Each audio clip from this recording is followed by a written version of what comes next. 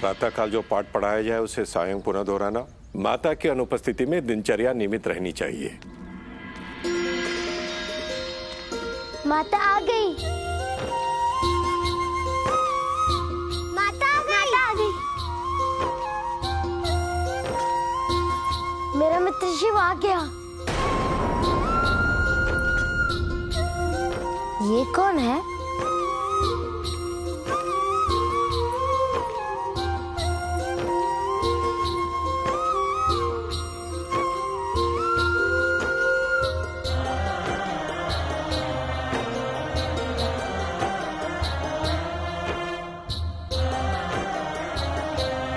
अपने गृह में आपका पुनः स्वागत है देवी। आप सबको भी देखकर प्रसन्नता हुई।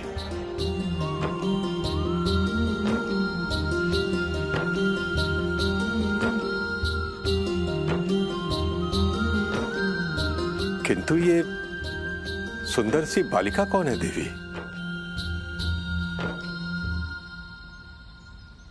ऋषि कात्यायन की पुत्री कात्यायनी। ओह, समझ गया माता, ये मित्र शिव के मित्र है। चलिए हम आपको अपना घर दिखा देते हैं।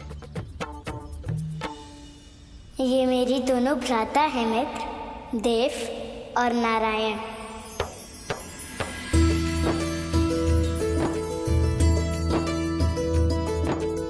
मेरा भी परिचय कराओ मित्र।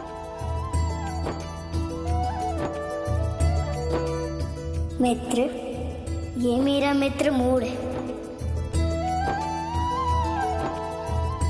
और इस नाते में मैं भी आपका मित्र हुआ। चलिए मित्र, मैं आपको घर दिखा देता हूँ।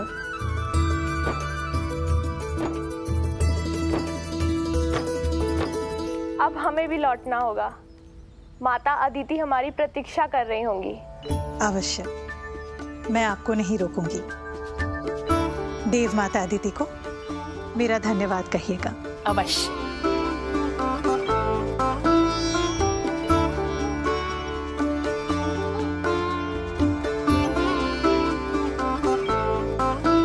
अब हमें भी आज्ञा दीजिए आचार्य। जी विद्याधर जी, थक गए होंगे, घर जाके विश्राम कीजिए और कल से विवाह की तैयारी प्रारंभ करेंगे। जी अच्छा।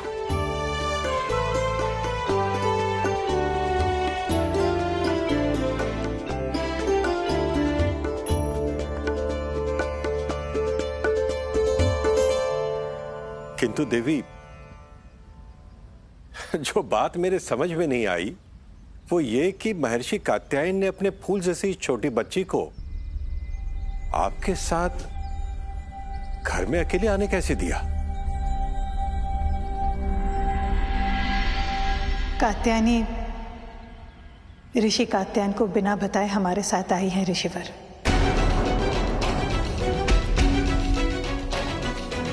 ये क्या कह रही हैं आप देवी? कात्यायनी उन्हें बिना बताए हमारे घर आ गई हैं? हाँ।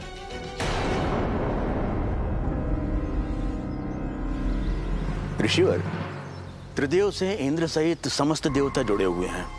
हमारे विरोध में उनका आना तय है। तो आने दीजिए आचार्य,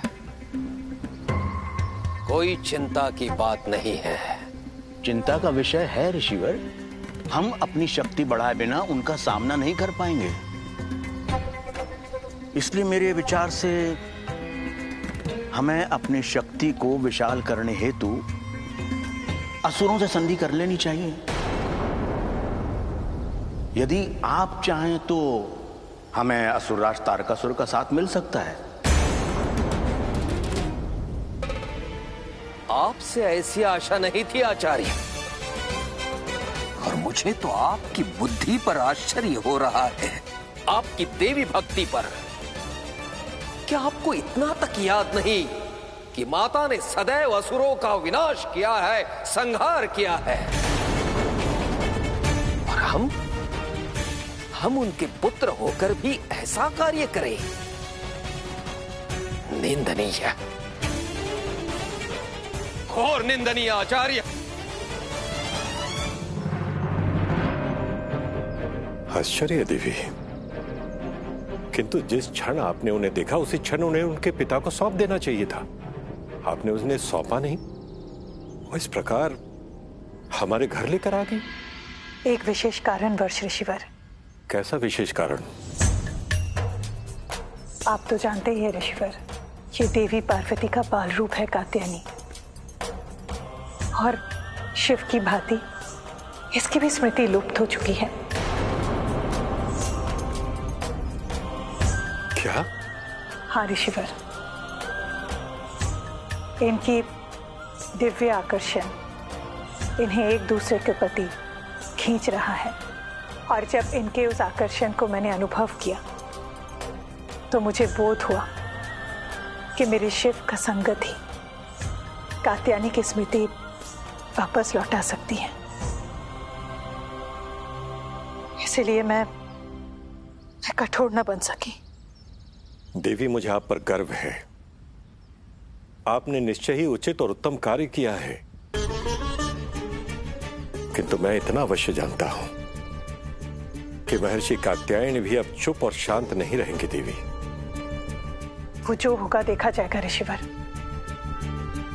परंतु अब कात्यायनी को शिव के सामीप्य की अधिक आवश्यकता है। मैं उसे अपना चुकी हूँ ऋषिवर, अब वो पराई नहीं है।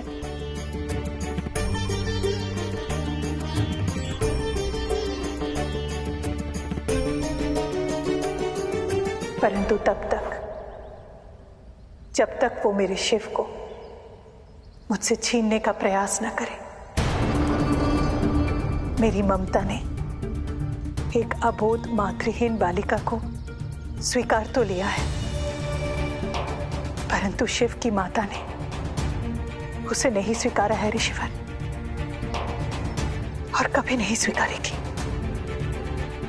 आपने जिस किसी कारण से उसे अपनाया हो, मैं तो बस इतना स्पष्ट देख पा रहा हूं देवी कि कात्यायनी का सामीप्य हमारे शिव की प्रसन्नता का कारण है देवी, और मेरे लिए तो बस यही पर्याप्त है।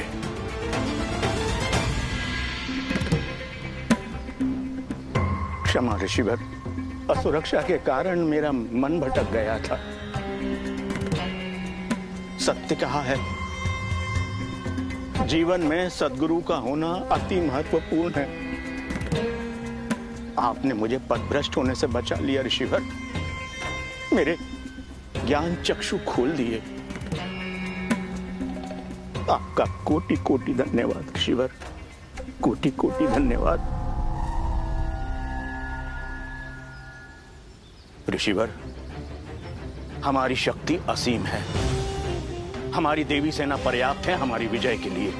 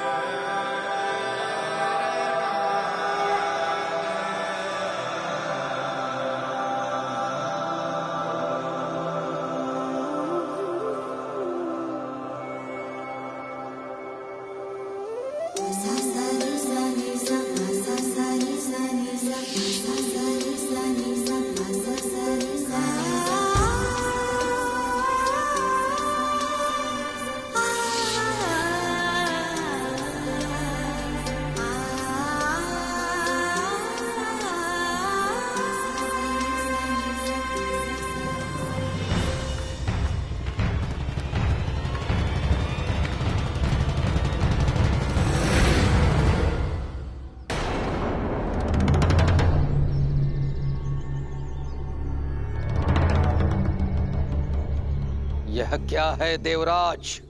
आपकी देवी सेना का प्रत्युत्तर। परंतु देवराज, युद्ध हमारे बीच तो नहीं है। मैं तो बस अपनी पुत्री को अनुसुईया से वापस ले जाने के लिए आया हूं। सैन्य बल के साथ।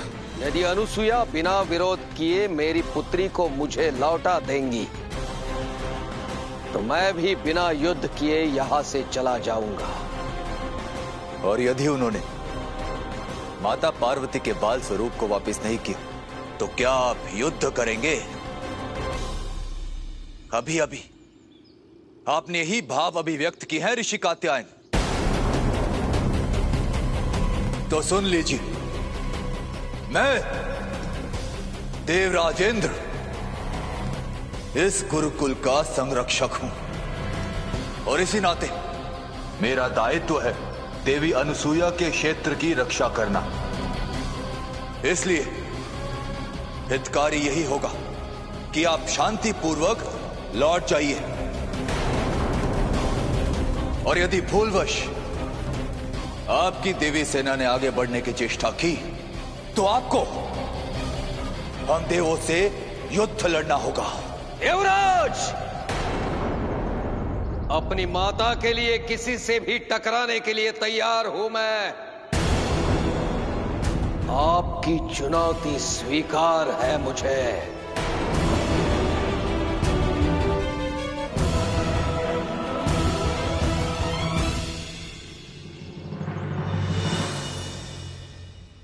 देवी अनुसूया, देवी देवी, वही हो गया जिसका हमें डर था।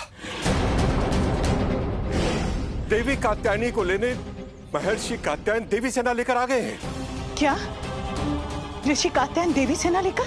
हाँ देवी, अभी उनका मार्ग देव सेना रोके खड़ी है, पर किसी भी क्षण महायुद्ध छिड़ सकता है देवी। युद्ध का परिणाम सदा विनाशकारी होता है ऋषिवर। युद्ध को रोकना होगा, धरती को विनाश से बचाना होगा ऋषिवर। ऋषि कात्यायन को समझाना होगा। चलिए मेरे साथ।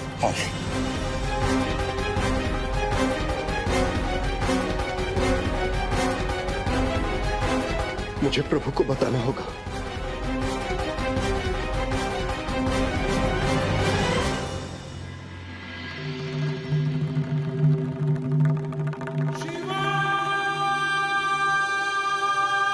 प्रभु, प्रभु ध्यान से बाहर आइए, ध्यान से बाहर आइए प्रभु।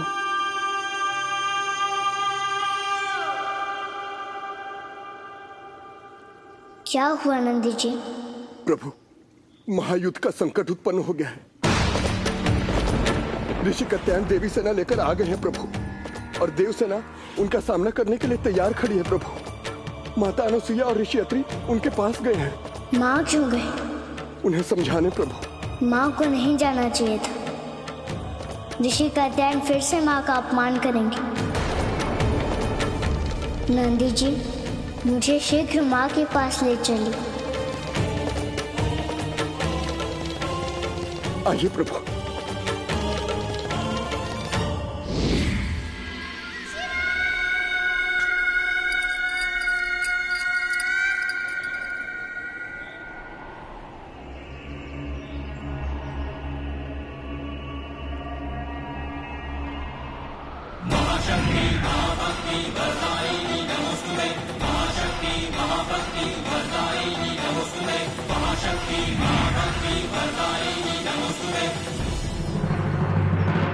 हट जाओ देवराज, अन्यथा मेरा अगला आदेश आक्रमण होगा।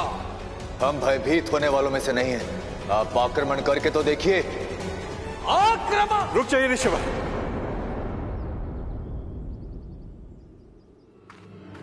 रुक जाइए। कीजिए। इस युद्ध की जन्मदात्री तो स्वयं यहां उपस्थित हो गई, परंतु मेरी पुत्री, मेरी मां को साथ लेकर क्यों नहीं आई? ऋषि कात्यायन, आपकी पुत्री हमारे साथ सुरक्षित है। कुछ दिन पश्चात मैं स्वयं उसे आपके पास लेकर आने वाली थी। आपको ये सेना लेकर आने की कोई आवश्यकता नहीं थी। आप ये सेना वापस भेज दीजिए। मेरे बढ़ते कदम मेरे निर्णय को लक्ष्य तक पहुंचाकर ही वापस लौटते हैं। मेरा लक्ष्य है मेरी पुत्री को वापस ले जाना। तत्काल मेरी पुत्री को मुझे सौंप दो, अन्यथा मेरी पुत्री के अपहरण का दंड इस पूरे क्षेत्र को भुगतना पड़ेगा।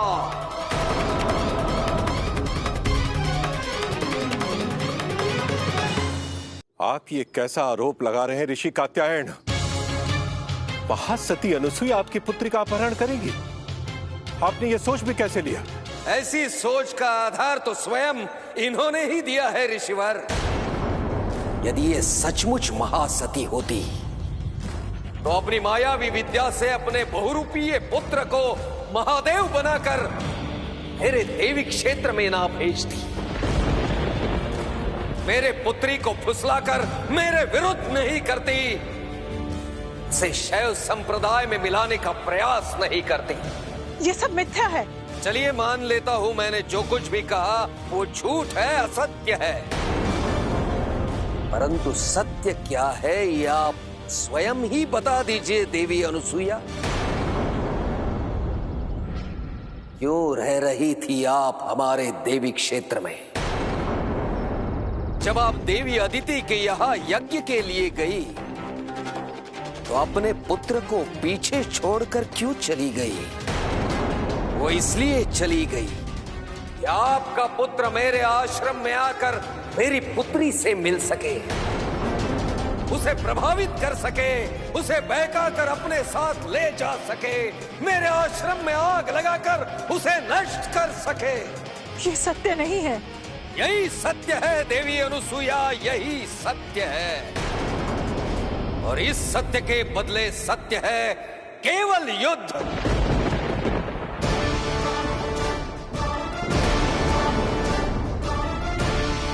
यदि युद्ध टालना है तो अविलंब मेरी पुत्री को मुझे सौंप दीजिए, अन्यथा युद्ध के लिए। ऋषिवर,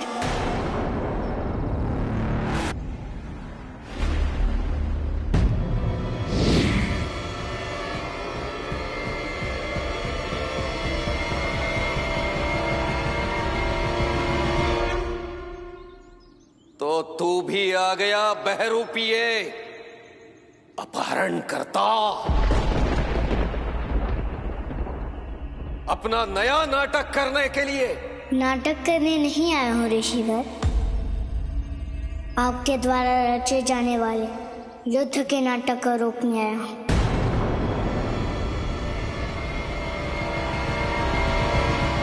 क्योंकि मैं कल्पनाओं के आकाश में नहीं विचरता, यथार्थ के धरातल पर चलता हूँ। और यथार्थ यही है कि युद्ध विनाश का पर्याय है। अब तू मुझे प्रवचन देगा? ज्ञान और भक्ति के भगीरथ इस ऋषि कात्यायन को? ऋषिवर, जब पाप नाशिनी भागीरथी भी बाढ़ के प्रवाह में तटबंधों को तोड़ती है तो उसे बांधना पड़ता है। तू मुझे बांधेगा? मुझे? आप जैसा ज्ञानवान और भक्त जिनसे संसार को सही दिशा मिलती है, उनका यथार्थ से परिचय अनिवार्य है। और यथार्थ ये है कि कात्यायनी अपनी इच्छा से हमारे साथ आई है, और यदि वो अपनी इच्छा से जाना चाहती हैं तो आप निसंदेह उन्हें ले जा सकते हैं ऋषि कात्यायन। अवश्य ले जाऊंगा मैं अपनी पुत्री को। तूने अपने जिस रूप से मेरी पुत्री को वश में कर लिया है, उस रूप को ही आज नष्ट करूंगा मैं।